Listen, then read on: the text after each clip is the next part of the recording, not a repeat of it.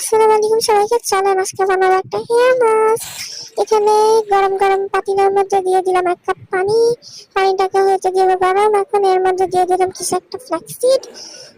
2 table চামচ দিয়ে দিলাম। মান মতো দেওয়া যাবে না, 2 টেবিল চামচই দিতে হবে। এটা উতরাই গেলে একটা লিকুইডি জেলি জেলি হয়ে আসবে। এই জেলি পানিটাকে এখন আমরা ছেঁকে নিব আর এই ফ্ল্যাক্সিড গুলোকে দূর করে ফালাই দিব। না ফালাবো না, সরি, এগুলোকে আলাদাভাবে রেখে দিব। এখন এই যে জেলটা, এটা দিয়ে খেলতে মন চাইতেছে, এটা ডিমের তেলের মতো একদম। এরপরে এটাকে এখন এর মধ্যে দিয়ে দিব একটা লেবুর রস পুরাটা।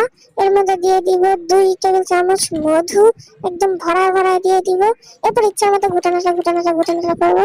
এরপরে এর মধ্যে আগার পাউডারটাকে একটু আলাদা করে বানাই নিব। একদম দুধের মতো, আবার কেউ দুধ ভাবে খাই ফেলেন না। এটাকে আবার ঢেলে দিবে জেলটার মধ্যে। এরপর আবারও মিক্স করতে থাকবো। এরপরে এখন আমি তো অলস লাগাই ফেলছি, আর দেখাইতে পারি না। এবার চুল খুব ভালো হয় এটাতে, চুলগুলো সিল্কিও হয়, একটু গ্লোইও হয়। সবাই ট্রাই করে দেখতে পারেন। Anyways, by.